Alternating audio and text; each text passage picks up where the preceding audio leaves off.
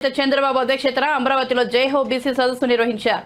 ఈ కార్యక్రమంలో చంద్రబాబు మాట్లాడుతూ టీడీపీ పాలనలో బీసీలకు ఎంత మేలు జరిగిందో, వైసీపీ పాలనలో బీసీలు ఏం కోల్పోయారో జయహో బీసీ సదస్సు ద్వారా తెలియజేస్తున్నామని చెప్పారు. జయహో బీసీ కోసం 40 రోజులు కార్యాచరణ రూపొందించామని, జయహో బీసీ లక్ష్యాలను పార్లమెంట్, అసెంబ్లీ నియోజకవర్గాల్లో క్షేత్రస్థాయికి తీసుకువెళ్లేలా ప్రణాళిక రచించామని చంద్రబాబు వివరించారు.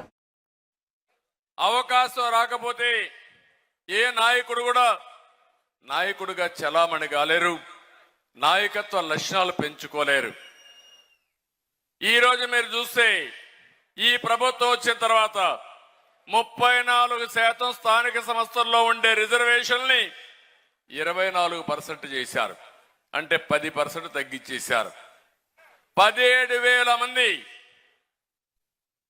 మనకుండే స్థానిక సంస్థల్లో ఉద్యోగాలు పోగొట్టుకునే పరిస్థితికి వచ్చారు.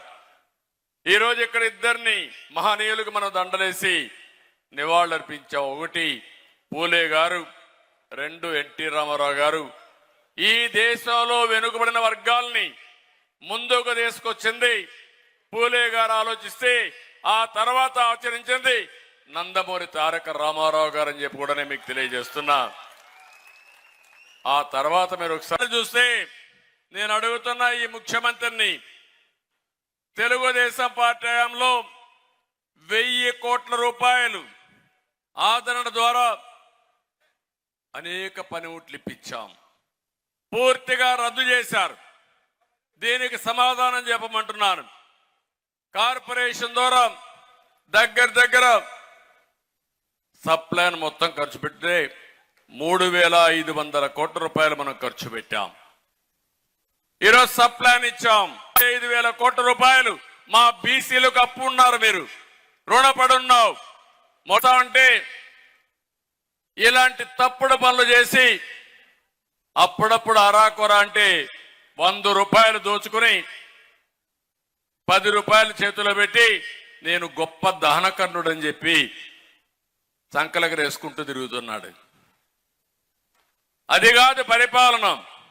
పరిపాలన అంటే సమర్థవంతంగా ప్రజలకు మేలు జరగాలి, మీ జీవన ప్రమాణాలు పెరగాలి, మీ ఖర్చులు తగ్గాలి, ఆదాయం పెరగాలి. అదే సంపద సృష్టించడం. సంపద అంటే రాష్ట్రమే కాదు, ప్రతి ఒక్కరి ఆదాయం పెరిగితే, మీ జీవన ప్రమాణాలు పెరిగితే అదే నిజమైన అభివృద్ధి. ఆ మాత్రం కూడా తెలియకుండా నేను బటన్ నొక్కుతున్నా అంటున్నాడు కానీ బటన్ బొక్కుడు విషయం ఎవరికి చెప్పాలని అడుగుతున్నా. సాయంత్రం అయితే నీకెంత ఆదాయం వచ్చిందని ఆలోచిస్తున్నారు మీరు. ప్రజలకు ఏం మేలు జరిగిందని ఎప్పుడు ఆలోచించిన దాఖలాలు లేవు. మీరొక్కసారి కుటుంబాల్లో మీరు ఆలోచించండి. ప్రతి ఒక్క కుటుంబాన్ని ఒక రైతు, ఒక బీసీ, ఒక కార్మికుడు, ఒక నిరుద్యోగి ఈ ప్రభుత్వం వల్ల లాభం వచ్చిందా నేను అడుగుతున్నా. మంచి సమయం. ఈరోజు ప్రపంచం అంతా టెక్నాలజీగా ఇవన్నీ వచ్చి ముందుకు పోయే సమయంలో ఇక్కడ మన రాష్ట్రంలో చూస్తా ఉంటే అధోగతిలో ముందుకు పోతున్నాం. ఇప్పుడే ఒక ఇది పెట్టారు, రాష్ట్ర సంపదన ఎంతైతే వస్తుందో అంటే మనకు జిఎస్డిపి అంటాం, అంత అప్పు చేసేశాడు. 13 లక్షల కోట్ల రూపాయల అప్పు. కొంతమంది అప్పర్ కాస్ట్ కావాలంటే వేరే రాష్ట్రానికి వెళ్ళిపోతారు, వేరే దేశాలకు వెళ్ళిపోతారు. ఇక్కడ ఉండేది బడుగు బలహీన వర్గాలే ఇక్కడ ఉంటారు. మీ రక్తాన్ని తాగుతారు రేపటి నుంచి పన్నుల రూపేణా.